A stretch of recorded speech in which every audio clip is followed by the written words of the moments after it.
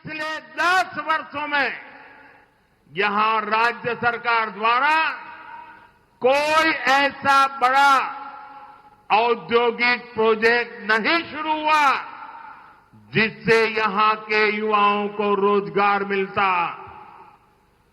സുഹൃത്തുക്കളെ, കേരളത്തിന്റെ കൈവശം മതിയായ പ്രതിഭയുണ്ട്, പ്രകൃതിയുടെ അനുഗ്രഹമുണ്ട്, സമുദ്രമുണ്ട്, കൃഷിഭൂമിയുണ്ട്, വിനോദസഞ്ചാരത്തിന്റെ അപാരമായ സാധ്യതകളുണ്ട്. ഇവിടെ വിദ്യാഭ്യാസമുള്ള യുവതീ യുവാക്കളുടെ പ്രതിഭയുണ്ട്, അവരുടെ അധ്വാനശേഷിയുണ്ട്, കഴിവുണ്ട്. ഇതൊക്കെയാണ് കേരളത്തിന്റെ ഏറ്റവും വലിയ മൂലധനം. എന്നിട്ടും കേരളം പലായനത്തിന്റെ, വിദ്യാഭ്യാസവും തൊഴിലും തേടി അന്യനാട്ടിലേക്ക് പോകുന്ന യുവതയുടെ വലിയ ഭീഷണി നേരിട്ടുകൊണ്ടിരിക്കുകയാണ്. കഴിഞ്ഞ 10 വർഷത്തിനുള്ളിൽ ഇവിടുത്തെ സംസ്ഥാന സർക്കാർ, നിങ്ങൾ ഓർക്കണം, യുവാക്കൾക്ക് തൊഴിൽ കൊടുക്കാൻ ഉതകുന്ന രീതിയിലുള്ള ഒരു വലിയ ഔദ്യോഗിക സ്ഥാപനം പോലും ആരംഭിച്ചിട്ടില്ല. एनडीए सुहृदुक्കളെ, कांग्रेस और लेफ्ट का ट्रैक रिकॉर्ड रहा है, ये जहां सत्ता में आते हैं वहां सब चौपट करके ही जाते हैं। बंगाल में लेफ्ट ने क्या किया ये पूरा देश जानता है। त्रिपुरा में लेफ्ट ने क्या किया पूरा देश जानता है। कांग्रेस ने देश भर में क्या किया ये भी सबने देखा है। इनके उसी कुचक्र में केरलम भी पिसता रहा है।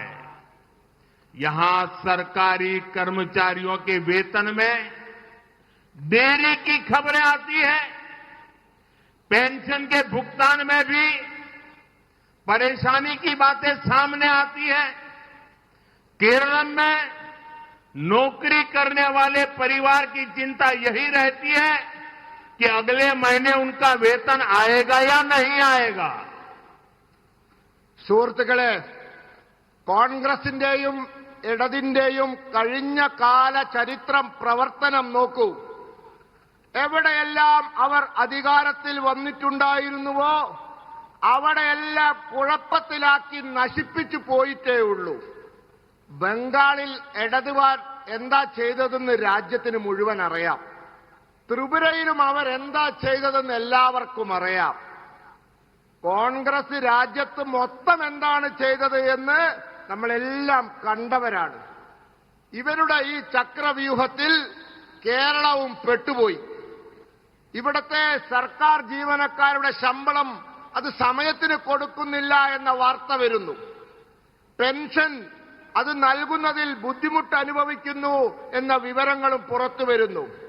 കേരളത്തിൽ സർക്കാർ ജോലി ചെയ്യുന്നവരുടെ ചിന്ത, അവരുടെ കുടുംബങ്ങളുടെ ചിന്ത അടുത്ത മാസത്തെ ശമ്പളം എപ്പോൾ കിട്ടുമെന്നുള്ളതാണ്.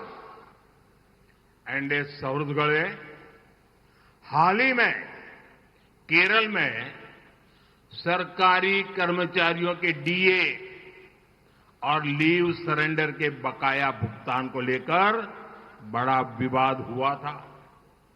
कांग्रेस इस सब के लिए लेफ्ट वालों पर हमला करती है, लेकिन जिन राज्यों में कांग्रेस की सरकार है वहां भी हालात इतने ही बुरे हैं। पड़ोसी कर्नाटका को ही देख लीजिए, वहां भी विकास के ज्यादातर काम रुक गए हैं। हिमाचल प्रदेश भी अब आर्थिक संकट में है। यही कांग्रेस का गवर्नेंस मॉडल है। സുഹൃത്തുക്കളെ, കേരളത്തിലെ സർക്കാർ ജീവനക്കാരുടെ ഡിഎയും ലീവ് സറണ്ടറിനും നൽകുന്ന പണത്തെപ്പറ്റി വലിയ വിവാദമുണ്ടായി. കോൺഗ്രസുകാർ ഇതിനെയൊക്കെ ഇടതുപക്ഷത്തിന് കുറ്റം പറയുക ചെയ്യാം.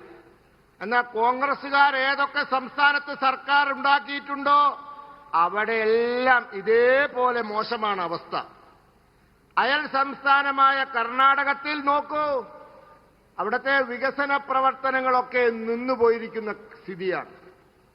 ഹിമാചൽ പ്രദേശും ഇപ്പോൾ വലിയ സാമ്പത്തിക പ്രതിസന്ധിയിലാണ്. ഇതാണ് കോൺഗ്രസിന്റെ ഭരണ മാതൃക. एनडीए सौरगढ़े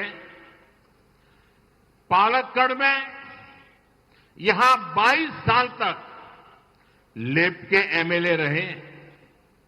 करीब 5 दशक कांग्रेस समर्थक एमएलए रहे. लेकिन इतने वर्षों में इस क्षेत्र का विकास नहीं हुआ. जैसे ही केंद्र में बीजेपी की सरकार आई, पालक्काड़ में, केरलम में को पहला आईआईटी मिला. हम यहां रेलवे स्टेशन अपग्रेड करा रहे हैं, नेशनल हाईवे को आधुनिक बना रहे हैं. हम पालक्काड़ में स्मार्ट इंडस्ट्रियल सिटी भी बनवा रहे हैं. इससे पालक्काड़ के स्थानीय युवाओं के लिए रोजगार के नए अवसर बनेंगे. സുഹൃത്തുക്കളെ, പാലക്കാട് 22 വർഷം ഈ മണ്ഡലത്തെ പ്രതിനിധീകരിച്ചത് ഇടത് എംഎൽഎമാരായിരുന്നു. ഏതാണ്ട് 5 പതിറ്റാണ്ട് കോൺഗ്രസ് എംഎൽഎമാരായിരുന്നു ഈ മണ്ഡലത്തെ പ്രതിനിധീകരിച്ചത്. എന്നിട്ടും ഈ മണ്ഡലത്തിന് വികസനമുണ്ടായില്ല. എന്നാൽ കേന്ദ്രത്തിൽ ബിജെപി സർക്കാർ വന്നതോടുകൂടി പാലക്കാട്ട് കേരളത്തിലെ ആദ്യത്തെ ഐഐടി വന്നു. ഇവിടത്തെ റെയിൽവേ സ്റ്റേഷൻ നാം പുനർനിർമ്മിച്ചുകൊണ്ടിരിക്കുന്നു. ദേശീയ ഹൈവേ ആധുനികവൽക്കരിക്കുന്നു. ഈ പാലക്കാടിന് സ്മാർട്ട് ഇൻഡസ്ട്രിയൽ സിറ്റിയും ഇതാ നിർമ്മിക്കാൻ പോവുകയാണ്.